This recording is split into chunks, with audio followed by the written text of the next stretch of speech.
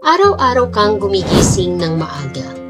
Pumapasok sa trabaho, nagsisikap, pero bakit parang kulang pa rin?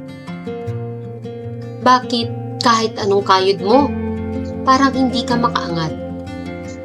Paano kung ang problema ay hindi lang ikaw, kundi ang sistema?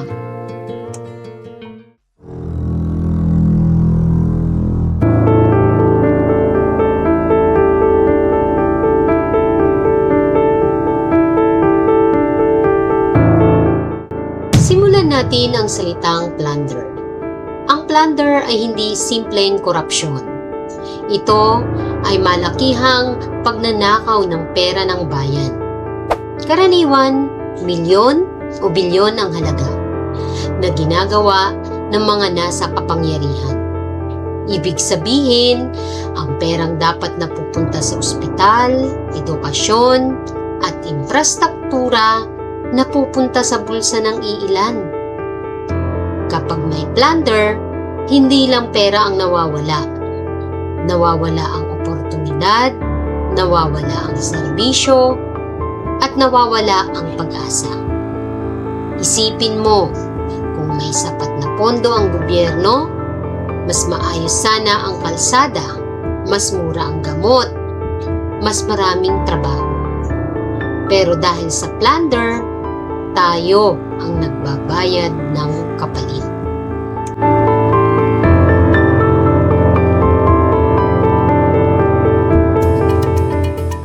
Ngayon naman, pag-usapan natin ang impeachment. Ang impeachment ay proseso para tanggalin sa pwesto ang mataas na opisyal ng gobyerno kapag sila ay lumabag sa batas o ng abuso ng kapangyarihan. Sa papel, ito ay para sa hustisya, para mapanagot ang mga lider. Pero sa realidad, minsan nagiging laro ito ng politika. Habang ang mga nasa taas ay nag-aaway, nagbabangayan at nagbibilangan ng boto, ang ordinaryong Pilipino ay patuloy na naghihirap. Hindi napapansin ang epekto nito sa ekonomiya, sa trabaho at sa pang-araw-araw na buhay.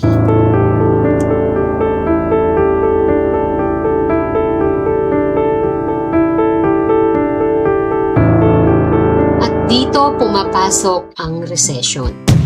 Ang recession ay ang pagbagsak o paghina ng ekonomiya ng isang bansa.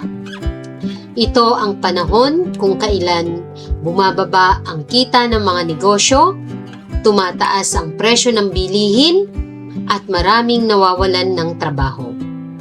Kapag may recession, mas konti ang oportunidad. Mas mahirap maghanap ng trabaho, mas mababa ang sahod, at mas mataas ang gastusin. Mapapansin mo, tumataas ang presyo sa palengke.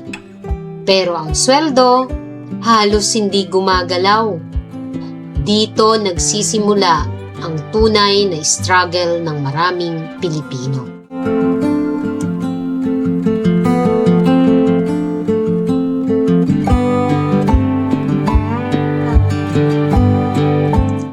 Ngayon, pagdugtungin natin. Kapag may plunder, nawawala ang pondo ng bayan.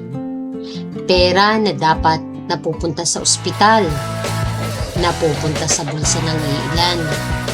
Pera na dapat para sa edukasyon, nawawala. Pera na dapat para sa trabaho at oportunidad, hindi na umaabot sa mga taong nangangailangan. At dahil dito, unti-unting humihina ang serbisyo ng gobyerno. Kulang ang pasilidad, kulang ang tulong, kulang ang suporta. Ngayon, idagdag pa natin ang impeachment. Kapag may impeachment, nagkakaroon ng kaguluhan at instability sa gobyerno. Imbis na ang focus ay solusyon sa problema ng bansa, napupunta sa bangayan, politika at kapangyarihan. Ang mga desisyon na dapat mabilis, natatagalan. Ang mga programang dapat maipatupad, naaantala. At habang ang mga nasa taas ay abala sa politika, ang mga nasa baba ay patuloy na naghihirap. Ngayon isipin mo ito. Kapag sabay nangyari ang plunder at impeachment, anong epekto nito sa ekonomiya? Unti-unting nawawala ang tiwala ng mga negosyante, ng mga investors, at kahit ng ordinaryong mamamayan. At kapag nawala ang tiwala, bumabagal ang galaw ng pera sa bansa. Kaunti ang negosyo na lumalago, kaunti ang trabaho na nalilika, at mas maraming Pilipino ang nawawalan ng pagkakakitaan. At dito na pumapasok ang recession. Kapag bumagal ang ekonomiya, ramdam na ramdam ito sa pang-araw-araw na buhay. Tumataas ang presyo ng bilihin, pero ang sweldo halos hindi gumagalaw. Mas mahirap maghanap ng trabaho, mas mahirap mag-ipon, at mas mahirap bumangon. Yung simpleng pamumuhay, nagiging laban araw-araw. Yung dating sapat, nagiging kulang. Yung dating kaya, nagiging imposible. At ngayon, tanong mo sa sarili mo, kapag may plunder, kapag may kaguluhan sa gobyerno, at kapag bumagsak ang ekonomiya, sino ang pinakaapektado? Hindi ang mayayaman, hindi ang mga nasa kapangyarihan, kundi tayo, ikaw, lahat ng ordinaryong Pilipino.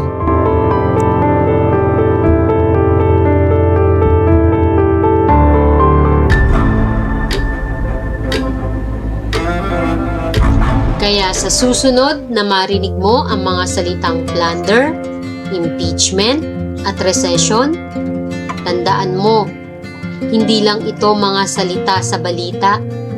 Ito ay may direktang epekto sa buhay mo. Sa presyo ng pagkain, sa sweldo mo, sa kinabukasan ng pamilya mo.